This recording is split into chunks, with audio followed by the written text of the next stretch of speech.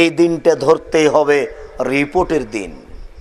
বাৎসরিক রিপোর্ট পেশ করা হয় শাবান মাসে। তবে আমাদের নবী মুহাম্মদ সাল্লাল্লাহু আলাইহি সাল্লামের জানা ছিল না সেই দিন কোন দিন, শাবানের কোন তারিখ এটা তার জানা ছিল না। এই জন্য তিনি শাবান মাসে বেশি বেশি সিয়াম পালন করতেন। আয়েশা রাদিয়াল্লাহু তাআলা আনহা বলেন, এসমু শাবানা কুল্লাহু ইল্লা কালিলা, তিনি পুরো শাবান সিয়াম পালন করতেন, তবে অল্প কয়েকদিন করতেন না, শাবানকে রমজানের সাথে মিলিয়ে দিতেন না। উম্মু সালামা রাদিয়াল্লাহু তাআলা আনহা বলেন, লা ইয়াসুমু শাহরাইনে মুতাতাবিআইনে ইল্লা শাবান আর রমজান, রাসূল সাল্লাল্লাহু আলাইহি সাল্লাম পরস্পর 2 দিন 2 মাস সিয়াম পালন করতেন না, তবে শাবান এবং রমজান তিনি পরস্পর এই 2 মাস সিয়াম পালন করতেন, শাবান এবং রমজান। তবে তিনি শাবানকে রমজানের সাথে লাগিয়ে দিতেন না। প্রথম থেকে নিয়ে 15, 20, 25, 26, 27 পর্যন্ত তিনি শাবান মাসে সিয়াম পালন করতেন, শেষের 2-1টা ছেড়ে দিতেন। সম্মানিত দিনী ভাই, আমাদের নবী মুহাম্মদ সাল্লাল্লাহু আলাইহি সাল্লাম কষ্ট করতেন এই জন্য যে তার জানা ছিল না রিপোর্ট পেশ করার দিন কোন দিন। কিভাবে ভারত, বাংলাদেশ, পাকিস্তানের আলেম ওলামা জেনে নিল সেই দিন 15ই শাবান। তাই তারা কলকারখানা, অফিস আদালত, কোর্ট কাচারি, শিক্ষা প্রতিষ্ঠান সবকিছু বন্ধ করে রাতে গোসল করে আতর গোলাপ মেখে দিনে রোজা থাকে 15ই শাবান। 15ই শাবান রোজা থাকলে আল্লাহ রাসূলকে উপেক্ষা করা হবে, অপমান করা হবে, যা বিদাত। 15ই শাবানের পিছনে 200টি জালজয়ী বানানো হাদিস আছে, যেগুলি চ্যানেলে পেশ করা হয়, বিভিন্ন পেপার পত্রিকায় পেশ করা হয় এবং যার ব্যাপারে জোরালো দাবি পেশ করা হয়। শুনুন, 15ই শাবানে রিপোর্ট পেশ করা হবে কেন? 15ই শাবানে রুজি বন্টন হবে কেন? 15ই শাবানে যদি রুজি বন্টন হয় আর ওটাই যদি ধরার জন্য আপনি 15ই শাবান জেগে থাকেন, ও ভ্যান চালক, 20 বছর থেকে তুমি রুজি ধরছো গো, তুমি ওই রূপী আছো। তোমার 15ই শাবান এটা হুজুর তোমাকে প্রতারণা দিয়েছেন, এটা নগদ মিথ্যে। পৃথিবী সৃষ্টির 50,000 বছর পূর্বে মানুষের রুজি নির্ধারণ হয়েছে। যেদিন পৃথিবী সৃষ্টি হয়নি তার 50,000 বছর পূর্বে, যেদিন মানুষ মায়ের পেটে 3-4 মাস, 50 বছর আগেকার রুজি আবার নতুন ভাবে নির্ধারণ করা হয়েছে। 1 বছরে পৃথিবীতে যা কিছু হবে তা প্রথম আকাশে নিয়ে আসা হয় লাইলাতুল কাদরে, রমজানের শেষ 5-10 রাতে। তোমার 15ই শাবান কি করে আসলো? এটা একবারে ডাহা মিথ্যে, একবারে নগদ মিথ্যে। জনাব, রাগ করে লাভ হবে না। আপনার শিক্ষককে আপনি বলুন, ওস্তাজি, হুজুর, পীর সাহেব, বুজুর্গানে দিন, আমার একটা কথা। কি কথা?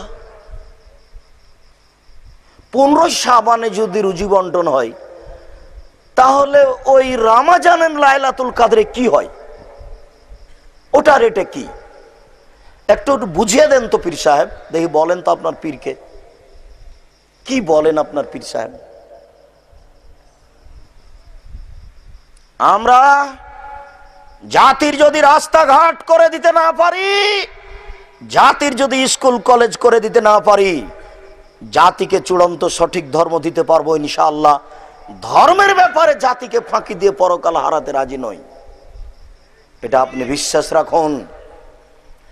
20 বছর পূর্বে বলেছি টাকা দিয়ে ফিতরা আদায় করলে পাপ হবে, ফিতরা আদায় হবে না।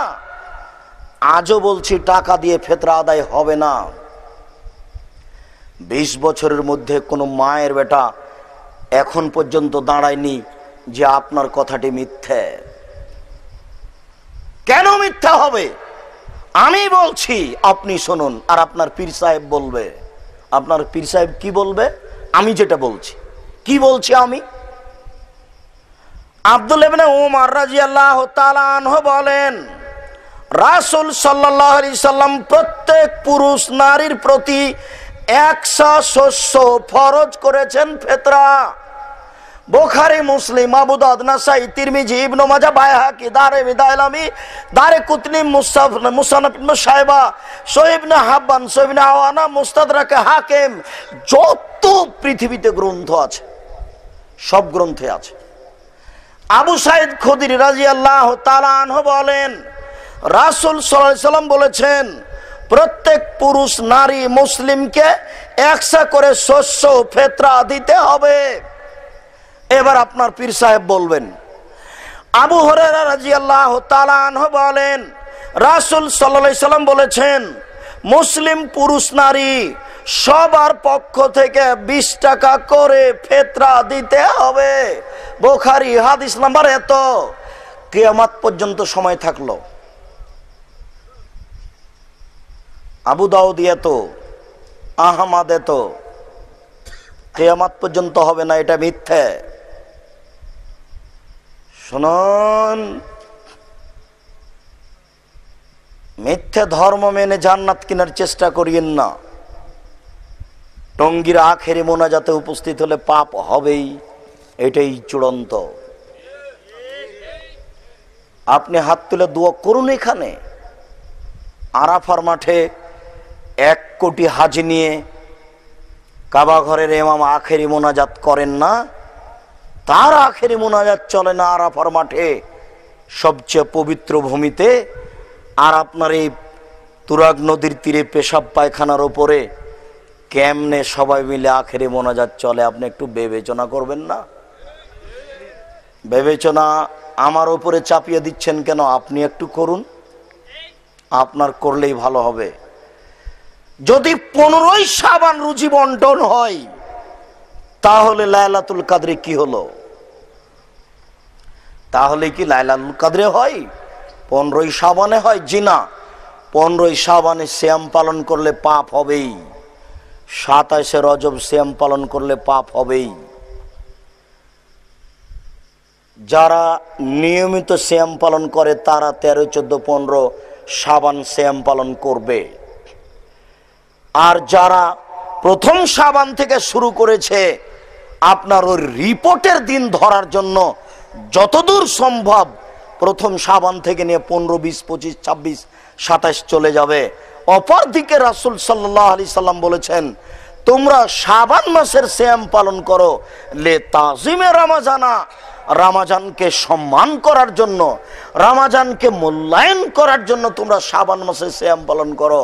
তাহলে একদিন সিয়াম পালন করে সম্মান করা হয় কি করে? তিনি যদি ওখানে বলতেন যে তোমরা 15ই শাবান সিয়াম পালন করো লে তাজিমে রমাজানা, রমাজানকে মূল্যায়ন করার জন্য, তাহলে একটা হতো। কিন্তু সেইটা তো তিনি বললেন না। বললেন যে তোমরা রমাজানকে সম্মান দেওয়ার জন্য শাবানে সিয়াম পালন করো। তাহলে একটা হয় কি করে? আবু হুরায়রা রাদিয়াল্লাহু তাআলা আনহু বলেন, রাসূল সাল্লাল্লাহু আলাইহি ওয়াসাল্লাম বলেছেন, উগজু তাগনামুন, তোমরা আল্লাহর পথে জিহাদ করো, তোমাদের হাতে সম্পদ চলে আসবে। তারপরে তিনি বললেন, সুমু তাসাহু, সিয়াম পালন করো, শরীর সুস্থ হয়ে যাবে, শরীরে রোগ ব্যাধি থাকবে না, একবারে শরীর মোটা হয়ে নড়াচড়া করার মতো গতি থাকবে না। এই দিকে শুনুন, আরাফার একদিন সিয়াম পালন করুন বছরে। আর একটু বেশি করতে চাচ্ছে আব্দুর রাজ্জাক সাহেব, ঠিক আছে করেন। মুহররমের 2 দিন করেন। আর একটু বেশি করতে চাচ্ছি, করেন। প্রতি মাসের 3 দিন করেন, 13, 14, 15। আর একটু বেশি করতে চাচ্ছি, করেন। বৃহস্পতিবার আর সোমবার করেন। আরো একটু বেশি করতে চাচ্ছি, করেন। একদিন সিয়াম পালন করেন, 2 দিন এমনি থাকেন। আর একটু বেশি করতে চাচ্ছি, আচ্ছা ঠিক আছে, তাহলে সিয়ামের জগতে সবচেয়ে সুন্দর সিয়াম হলো সোমে দাউদ। দাউদ আলাইহিস সালামের সিয়াম, একদিন সিয়াম থাকা, একদিন এমনি থাকা। আপনি এভাবে সিয়াম থাকুন, শরীর সুস্থ হয়ে থাকবে। বেশি খেলে শরীরের ভিতরে যে হজম করার একটা পদার্থ আছে ওটা কমে যায়, তখন বদহজম হয়ে যায়, ওটার ঠিক করতে পারে না। এই জন্য পেটটাকে খালি রাখতে হবে মাঝে মধ্যে, তাহলে শরীর সুস্থ থাকবে। ওই কথা ঠিক যেই কথা রাসূল সাল্লাল্লাহু আলাইহি সাল্লাম 1450 বছর পূর্বে বলেছেন। তিনি বলেছেন পেটকে 3 ভাগ করে খাও, 1 খাদ্য, 2 পানি, 3 শ্বাস। খাওয়া যদি বেশি হয় তাহলে শ্বাসের অসুবিধা হবে, খাওয়া যদি কম হয় তাহলে শ্বাসের সুবিধা হবে। যখনই শ্বাসের অসুবিধা হবে তখন শরীরে রোগ ব্যাধি সৃষ্টি হয়ে যাবে এমনিতেই। আর যখন ওই তরল পদার্থ পেটের ভিতরের খাদ্যকে হজম করতে পারবে না, তরল পদার্থ কমে যাবে আর খাদ্য বেশি হয়ে যাবে, তখন বদহজম হয়ে যাবে, অসুখ বিসুখ এমনিতে বেড়ে যাবে। অতএব শরীর সুস্থ রাখার জন্য নফল সিয়াম পালন করুন। আর ইবাদতের জগতে সবচেয়ে দামি গুরুত্বপূর্ণ ইবাদত হচ্ছে সিয়াম, তা করুন। সম্মানিত দিনী ভাই, রমজান মাস আসলে আকাশের দরজা খোলা হয় কেন? তাহলে কি এমন ফেরেশতা আসেন আর যান যে ফেরেশতা অন্য দিনে যান না, আসেন না? জি না, আকাশের দরজা খুলে দিয়ে আল্লাহ তার রহমতকে দেখান, এ নাও তোমরা আল্লাহর রহমত লুটে নাও। রমজান মাসে জান্নাতের দরজা খোলা আর জাহান্নামের দরজা বন্ধ। এর অর্থ কি এই যে এখন মানুষ জান্নাতে ঢুকবে আর জাহান্নামে ঢুকবে না? জি না, এর অর্থ হলো এই যে তোমরা আল্লাহর রহমত ধরে নাও, লুটে নাও। যারা বলেছে 1 টাকা দান করলে 69 টাকা দানের নেকি হয়, ওই হাদিস মিথ্যে। 1 টাকা রমজান মাসে দান করলে লক্ষ কোটি টাকা দানের নেকি হয়। কত টাকা দানের নেকি হয় তা মানুষ জানে না। রমজান মাসে একটু ইবাদত করলে অন্য মাসে ইবাদতের চেয়ে কত বেশি নেকি হয় তা মানুষ জানে না। এই জন্য রমজানের প্রথম দশক রহমত, মধ্যের দশক ক্ষমা, শেষের দশক জাহান্নাম থেকে মুক্তি, এ হাদিস ঠিক নয়। পুরো রমজান দয়া, পুরো রমজান ক্ষমা, পুরো রমজান জাহান্নাম থেকে মুক্তি। অতএব জাহান্নাম থেকে মুক্তি অর্জনের জন্য রমজান মাসের প্রস্তুতি গ্রহণ করুন। রমজান মাসে আপনার আলেম ওলামাকে খাওয়াবেন না, ইফতারি করাবেন না মরা মানুষের নামে। ইফতারি করান, আলেম ওলামাকে করান, সাধারণ মানুষকেও করান নিজের নেকির জন্য। মরা মানুষের নামে রমজান মাসে ইফতারি চলবে না। রমজান মাসে আজান ছাড়া অন্য কোন মাধ্যম অবলম্বন করে সাহারির জন্য মানুষকে জাগানো যাবে না। আপনারা উঠুন, এখন রাত 3টে, এই কথা বললে গুনাহ হবে, এর নাম বিদআত। আপনারা তাড়াতাড়ি সাহারি খেয়ে নেন, আর 4 মিনিট আছে, এগুলো বলা যাবে না। সাহারির জন্য, খাদ্যের প্রস্তুতির জন্য একটাই কাজ, সেটা হলো আজান। সাহারি ও তাহাজ্জুদ 2টি ইবাদতকে লক্ষ্য করে আজান নির্ধারণ করা হয়েছে। এর বিকল্প যে কোনো পথ অবলম্বন করলে তা বিদআত হবে। ইফতারির জন্য এবং সাহারির জন্য 2টাই যদি ঘন্টা বাজানো হয়, হুইসেল দেওয়া হয়, যে কোনো কণ্ঠ উল্লেখ করা হয়, তা বিদআত হবে। জরুরি ভিত্তিতে পরিহার করুন। সম্মানিত দিনী ভাই, রমজান মাস আসলে যাকাতের টাকা দিয়ে কাপড় কিনে কাপড় দেখাবেন যে আমি দান করলাম, এই নীতি মিথ্যে। যাকাতের টাকা দিয়ে কাপড় কিনা যাবে না। যাকাতের টাকা আপনি পরিবর্তন করতে পাবেন না। যাকাতের টাকা রমজান মাসে হাতে হাতে আপনি হকদারদের হাতে হস্তান্তর করুন। ফকির মিসকিন কওমি খারেজি মাদ্রাসা ও টাকা নিয়ে কি করবে সেটা তার ব্যাপার। আপনি যদি কাপড় দান করতে চান, নিজের টাকা থেকে আপনি কাপড় দান করুন। রমজান মাসে কাঁচা ডাল দিয়ে মেশাক করতে পারেন, কোনো সমস্যা নেই। রমজান মাসে পেস্ট দিয়ে দাঁত পরিষ্কার করতে পারেন, কোনো সমস্যা নেই। রমজান মাসে আপনি চোখে সুরমা লাগাতে পারেন, কোনো সমস্যা নেই। তবে মুখে পানি দিয়ে গড়গড়া করবেন না, এতে পানি ভিতরে যাওয়ার সম্ভাবনা আছে। রমজান মাসে আতর সুগন্ধি ব্যবহার করাতে কোনো সমস্যা নেই। রমজান মাসে নারীদের সাজসজ্জা গ্রহণ করাতে কোনো সমস্যা নেই। রমজান মাসে দিনে স্বপ্ন দোষ হয়ে গেলে রমজান সিয়ামের কোনো ক্ষতি হয় না। রমজান মাসে স্ত্রী মিলনের পরে ঘুমিয়ে গেছেন খাওয়া দাওয়া করে, সকাল 8টা-10টা হয়ে গেছে, এখন উঠে ঘুম থেকে উঠে গোসল করে সালাত আদায় করেন, কোনো সমস্যা হবে না।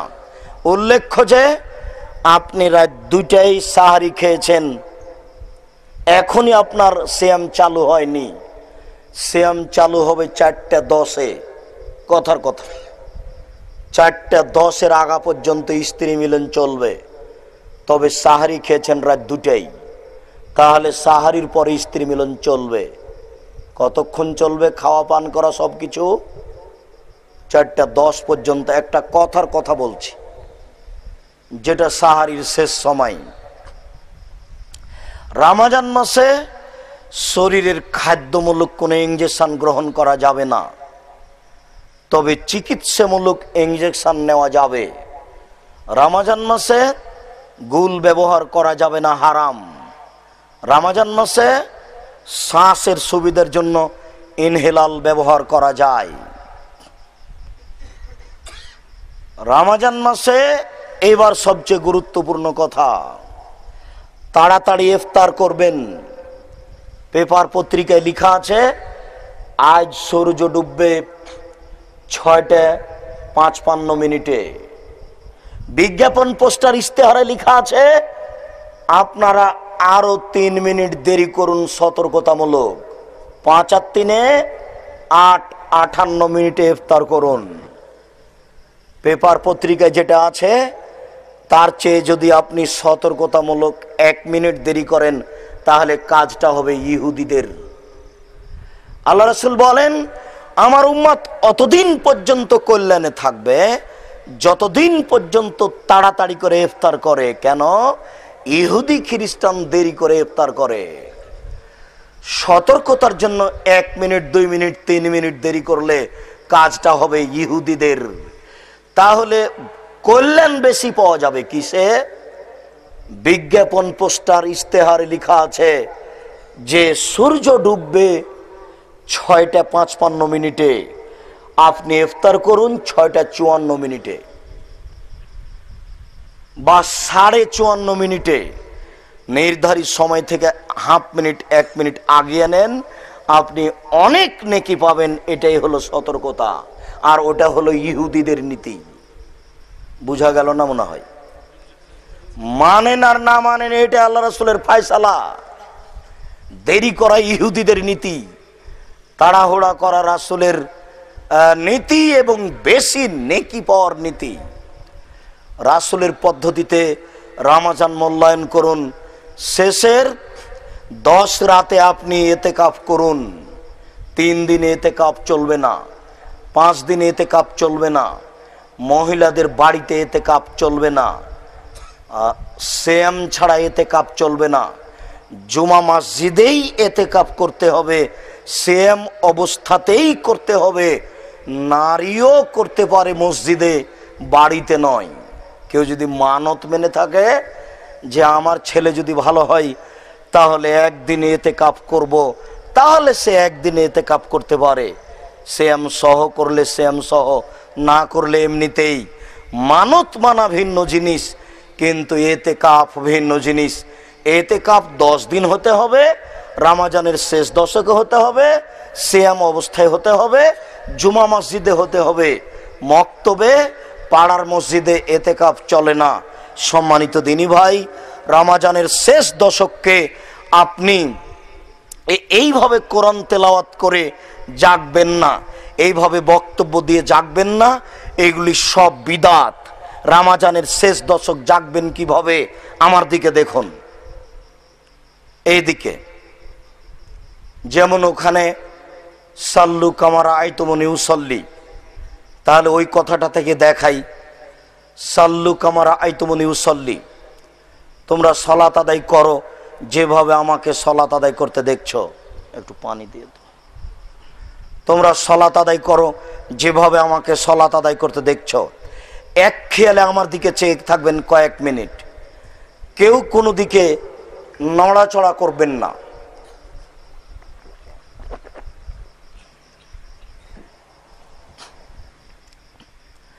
আল্লাহ আকবার বলার পূর্বে জরুরি কয়েকটা কথা। পেশাব পায়খানার কাজ থাকলে সেরে আসুন। পেশাব পায়খানায় বসার সময়তে বলবেন বিসমিল্লাহ আল্লাহুম্মা ইন্নী আউযু বিকা মিনাল খুবুসি ওয়াল খাবায়েস। বিসমিল্লাহ যদি ছেড়ে দেন তাহলে শয়তান লজ্জাস্থান দেখতে পাবে, ক্ষতি করতে পারবে না।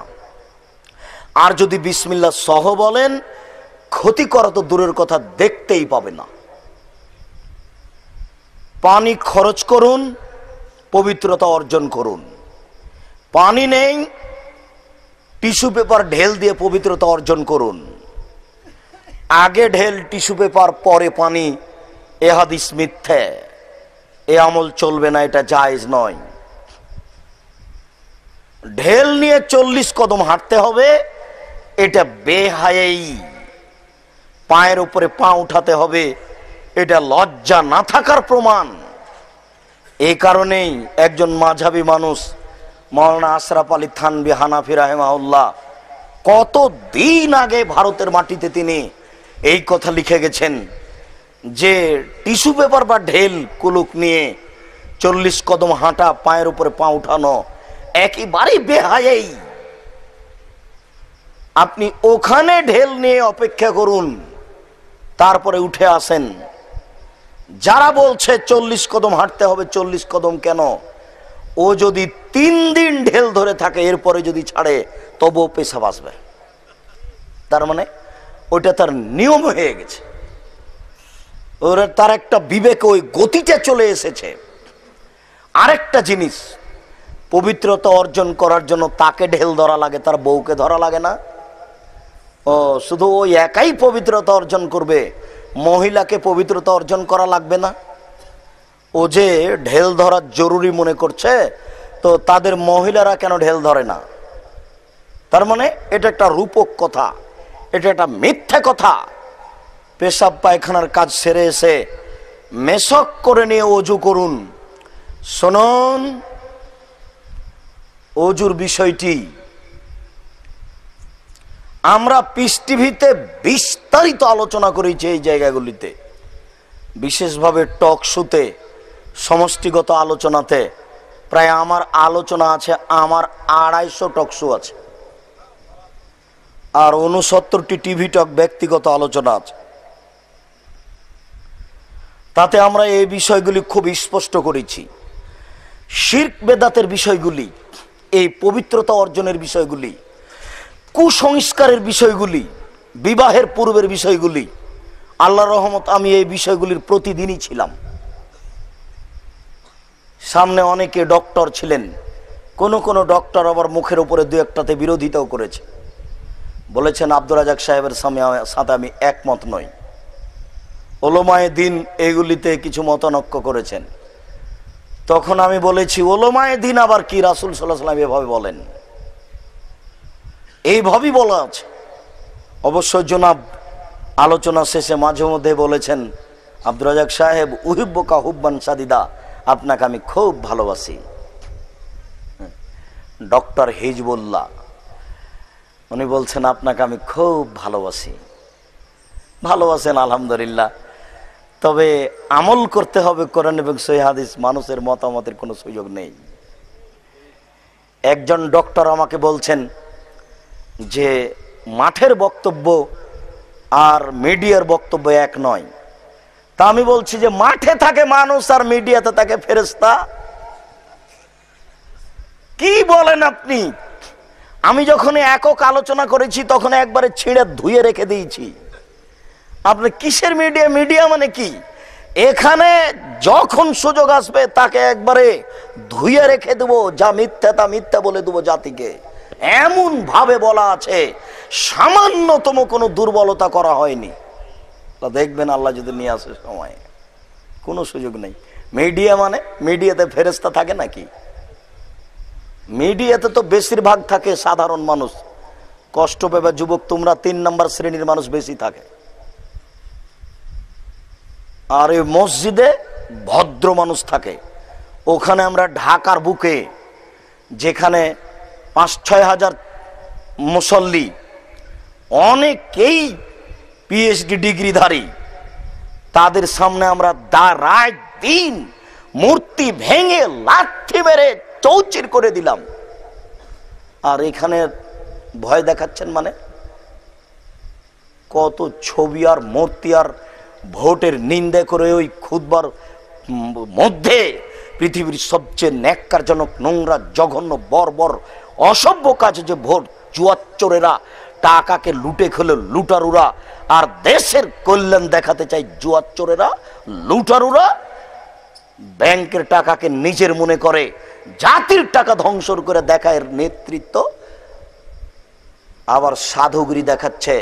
দিন রাত বলে আসছি, পৃথিবীতে টাকা লুটে খাওয়ার সবচেয়ে বড় পথ হলো এটা, জুয়াচুরি করার বড় পথ হলো এটা, অসহায় মানুষকে বিপদে ফেলার পথ হলো এটা, মানুষের জমি জায়গা দাপটে দখল করার পথ হলো এটা।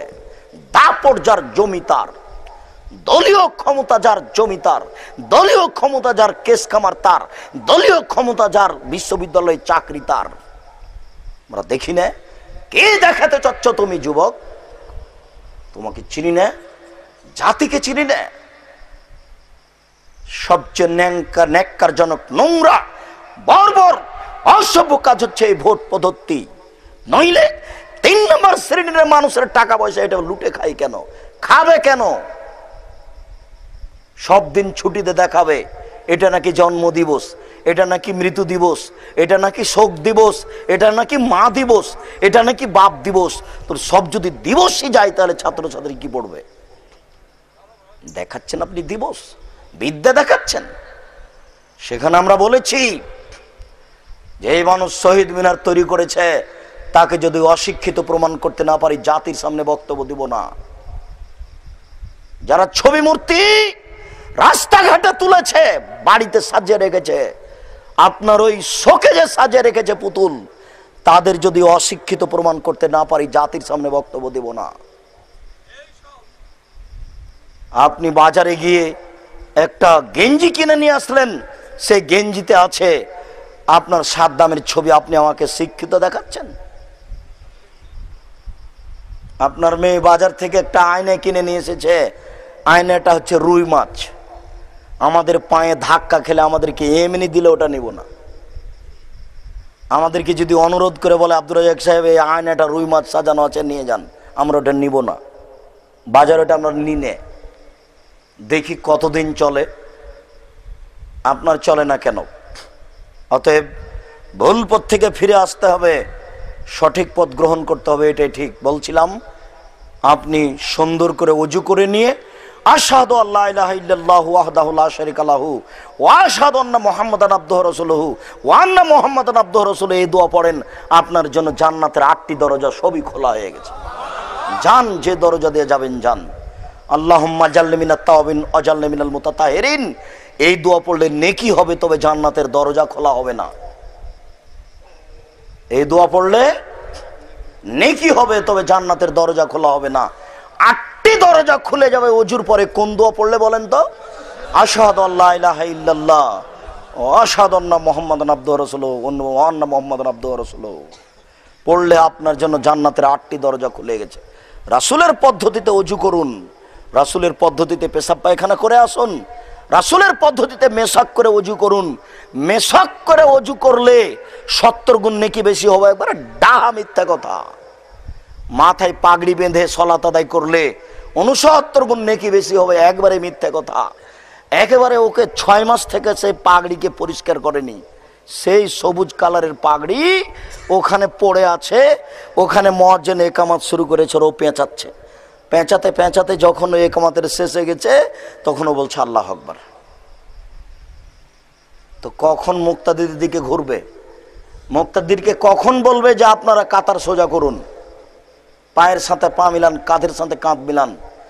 রাসূল সাল্লাল্লাহু আলাইহি সাল্লাম তার জীবদ্দশাতে কোনোদিন সাহাবীদের দিকে মুখ না করে কাতার সোজা করতেন না বলে সালাত শুরু করেননি।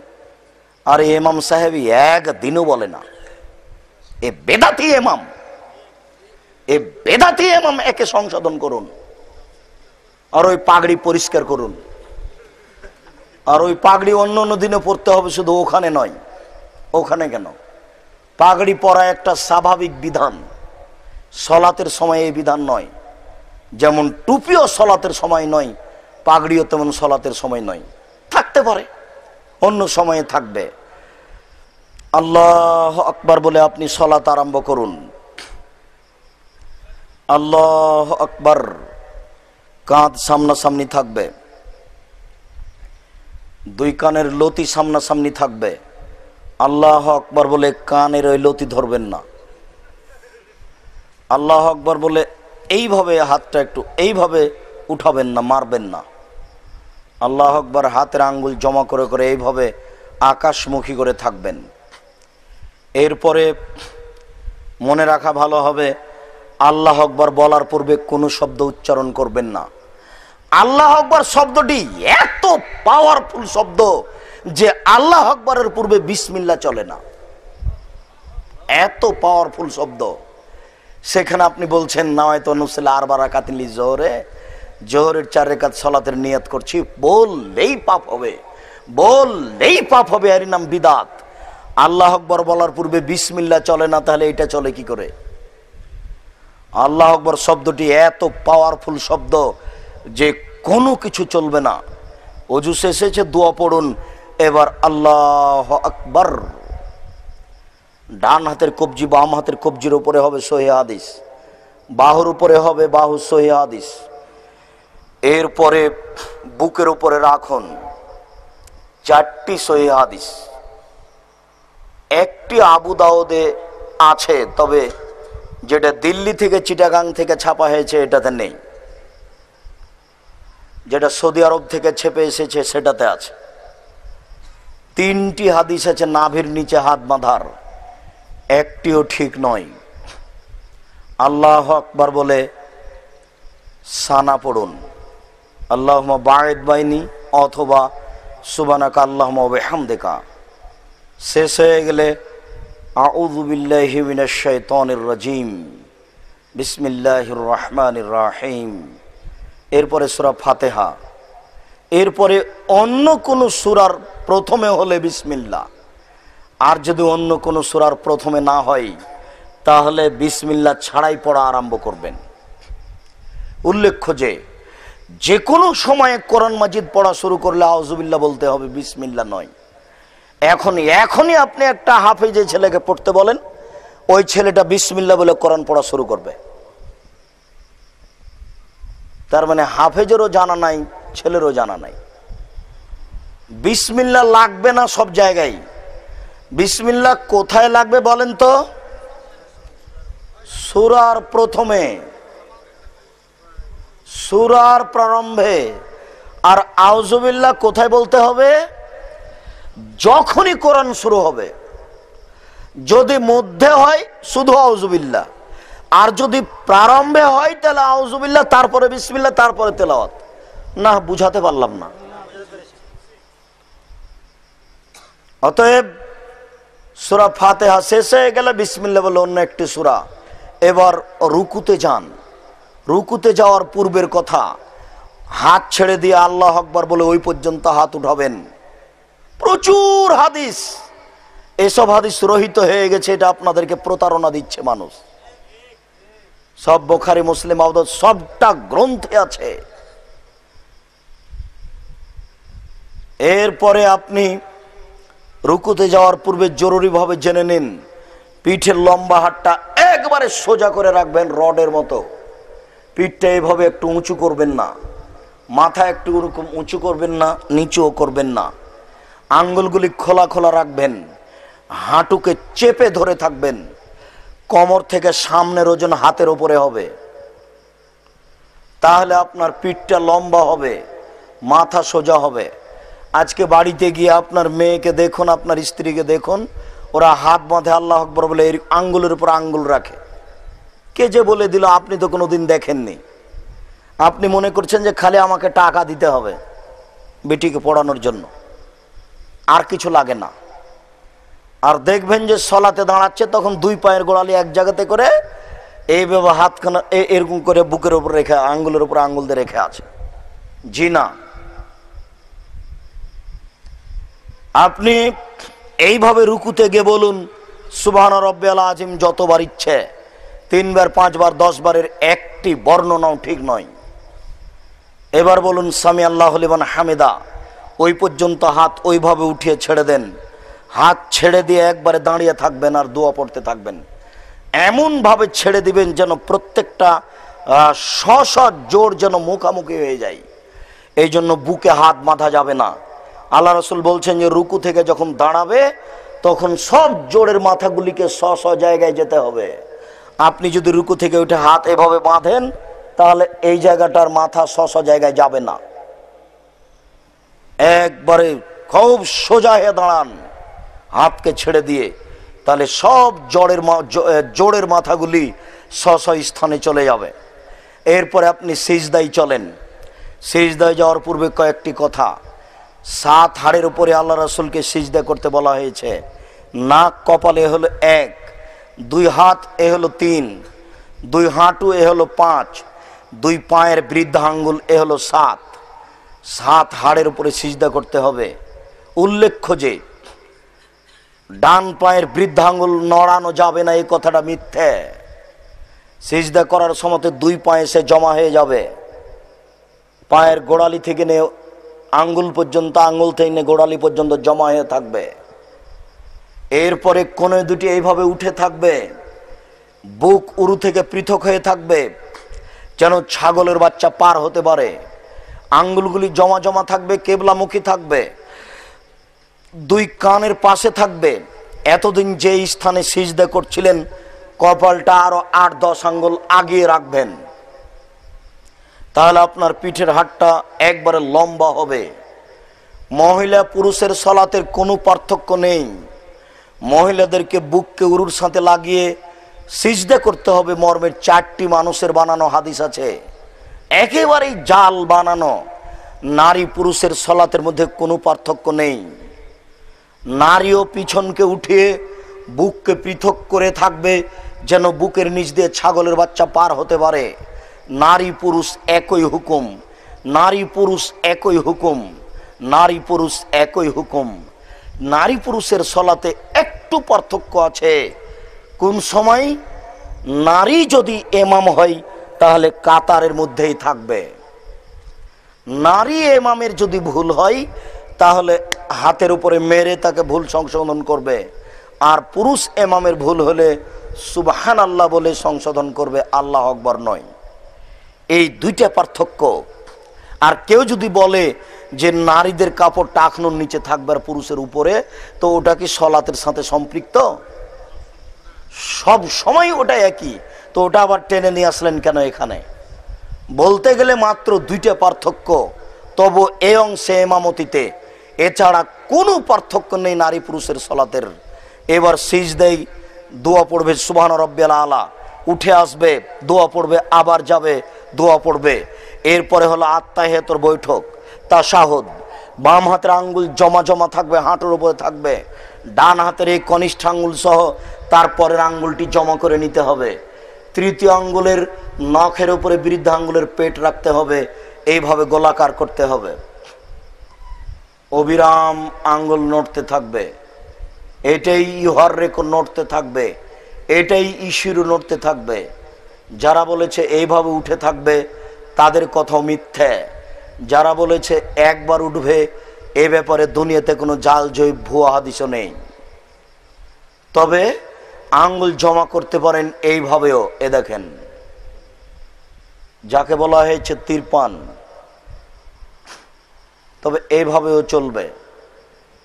এবার আত্তাহিয়াতুর বৈঠকের বসার নিয়ম হলো বাম পায়ের পাতার উপরে বসে থাকবেন, ডান পা খাড়ো করে দিয়ে আঙ্গুল বৃদ্ধামুখী রাখবেন, কেবলামুখী রাখবেন, বৃদ্ধা আঙ্গুলকে কেবলামুখী করে। আর যখন সালামের বৈঠক হবে তখন বাম পা ডান দিকে বের করে দিবেন, পিছন মাটির উপরে রেখে দিয়ে বাম হাতকে আপনার উরুর উপরে রেখে ডান হাত ওইভাবে আঙ্গুল জমা করে অবিরাম নড়তে থাকবে। আত্তাহিয়াত, দরুদ, বিশেষ দোয়া, আরও অনেক দোয়া যত অনুকূলে আসে সময় হয় সব বলার পরে আসসালামু আলাইকুম রহমতুল্লাহ, আসসালামু আলাইকুম রহমতুল্লাহ, এ হচ্ছে সলাত। শুনুন, এখানেই আপনাকে বলতে চেয়েছিলাম রাত জাগার সলাত লাইলাতুল কাদর। একটু আপনি তো হাফেজ নন, আল্লাহ আকবার বলে আপনি দাঁড়াবেন, সূরা ফাতিহা বলার পরে নাস ফালাক ইখলাস তো মুখস্থ আছে, বলতেই থাকবেন বলতেই থাকবেন, আর থাকতে পারছেন না, এবার উঠেন, সিজদায় যান, সিজদায় থেকে যান, সুবহান রাব্বিয়াল আলা লক্ষ কোটিবার বলেন, থেকেই যান। আর থাকতে পারছেন না, উঠে আসেন, দোয়া পড়েন, আবার যান, থেকেই যান। এই হলো এক রেখাত, তারপরে হলো আরেক রেখাতে হলো 2 রেখাত, এইভাবে আবার আর 2 রেখাতে হলো 4 রেখাত। এর পরে আসবে আবার কান্নাকাটির পালা। আপনি ঘরের দরজাটা ভিতর থেকে বন্ধ করে দেন, এই ঘরে যেন আপনার স্ত্রী না আসে, ছেলে মেয়ে না আসে, কেউ আসলেই কিন্তু আপনার কান্নাকাটি বন্ধ হয়ে যাবে, একাগ্রতা নষ্ট হয়ে যাবে। স্ত্রী তার ঘরে থাকবে, আপনি নিজের ঘরে থাকবেন, মেয়েরা ভিন্ন ঘরে থাকবে, এরকম পৃথক পৃথক জায়গায় থেকে এইবার কান্নাকাটির পালা। 1, 1.5, 2 ঘন্টা যেভাবে ক্ষমা চাওয়া লাগে, যার যেভাবে গতি কুলায়, কান্নাকাটি করে তাসবিহ তাহলিল জিকির আজকার ক্ষমা আজকার, যার যেভাবে সাজে হাত তুলে দোয়া, যার কাছে যেভাবে কুলাই, এইভাবে 1.5-2 ঘন্টা কাটানোর পরে আবার 4 রেখাত এইভাবে দেখবেন ফজরের আজান হয়ে আসছে, তাড়াহুড়া করে 3 রেখাত ভিতর পড়ে নিয়ে সাহারি খান। এই ছিল রাত্রি জাগা। কিভাবে কিভাবে উল্টে গিয়ে রাত্রি জাগা হলো বক্তব্য, আর রাত্রি জাগা হলো কোরআন তেলাওয়াত। তাই হলো 15ই শাবান, তার নাম হলো জিলাপি বন্টন। কিভাবে কিভাবে উল্টে গেল। এইভাবে শরীয়তকে অপমান করে আল্লাহ রাসূলকে সন্তুষ্ট করা যায় না, ভুল সিদ্ধান্ত। আমরা চিরদিন থাকবো না, জাতির সামনে যেতেই হবে একদিন, এই জন্য কলমে কিছু রেখে যেতে চাই। মহতারাম আমিরে জামাত ডক্টর আসাদুল্লাহ আল গালেব আপনাদেরকে সালাম দিয়েছেন। আপনার আল হাদিস আন্দোলনের বই পুস্তকগুলো বুঝে পড়ার চেষ্টা করুন। আর এই যে স্টেজে আপনার ওই তাফসির তাওজিহুল কোরআন প্রথম খণ্ড, দ্বিতীয় খণ্ড 200 টাকা বা 220 টাকা, বড় কিছু নয়। আপনি রমজান মাসে মসজিদে রেখে দেবেন, নিয়ে যান। আর অন্যান্য যত বই আছে আপনার আদর্শ পুরুষ, আদর্শ পরিবার, দোয়ার বইগুলি সবাই 5টা 10টা কিনে আপনি মসজিদে দিয়ে দেন, তারা পড়বে, ইনশাল্লাহ নেকি হবে। সকল ভাই ও বোনকে বইগুলি সংগ্রহ করার অনুরোধ রেখে আমরা আলোচনার শেষের দিকে চলে আসলাম। মহানবী সাল্লাল্লাহু আলাইহি সাল্লাম, বইগুলি সব স্টেজে আছে। মহানবী সাল্লাল্লাহু আলাইহি সাল্লাম আল্লাহর নবী এবং তাকে আল্লাহ তাআলা মহান মর্যাদায় ওর অধিকারী বানিয়ে, যেন জিন না হলে এর পৃথিবী সৃষ্টি হতো না, ও মুহাম্মদ সাল্লাল্লাহু আলাইহি সাল্লাম না হলে পৃথিবী সৃষ্টি হতো না। ওই কথাটা মিথ্যে। আল্লাহ রাসূলকে সৃষ্টি না করলে পৃথিবী সৃষ্টি করা হতো না, এই কথা ঠিক নয়। আমি আরো জানতে চাই যে দাঁড়িয়ে কিয়াম করা কি যায়, যে না, দাঁড়িয়ে কিয়াম করা বিদআত। পীরদের হাত ধরে বায়াত হওয়া, যে না, পীর নামে কোনো মানুষ নাই পৃথিবীতে, আলেম ওলামা আছে, আলেম ওলামার সাথে বায়াত নয়, তার পরামর্শ নিয়ে, তার ফতোয়া নিয়ে আমল করার চেষ্টা করুন। শবে বরাত এবং শবে মেরাজ কোরআন হাদিসে আছে কি? শবে বরাতও কোরআন হাদিসে নেই, শবে মেরাজও কোরআন হাদিসে নেই। শবে বরাতও বিদআত, শবে মেরাজও বিদআত। ইমামের পিছনে সালাত আদায় করার সময় সূরা ফাতিহা পাঠ করিতে হবে কি? অবশ্যই সূরা ফাতিহা পাঠ করতে হবে, নইলে সালাত হবে না। রাসূল সাল্লাল্লাহু আলাইহি সাল্লাম বিদায় হজ্জে উম্মতকে দুইটা জিনিস রেখে যাওয়ার কথা বলেছেন। যদি এটা ছেড়ে দেয় তাহলে ভ্রান্ত হয়ে যাবে। এই দুটি জিনিস কি? কোরআন এবং সহিহ হাদিস। রাসূল সাল্লাল্লাহু আলাইহি সাল্লাম জীবনে সাহাবীদের নিয়ে তারাবিহ এর নামাজ পড়েছেন কি? 3 দিন পড়েছিলেন, তারপর আর মসজিদে যাননি।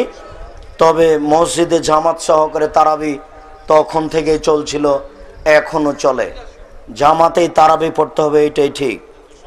সূরা ফাতিহা পড়ার শেষে আমিন বলার বিধান কি? 8টি সহিহ হাদিস আছে আমিন জোরে বলতে হবে, আর 1টি জয়ীফ হাদিস আছে আমিন বলতে হবে এইভাবে,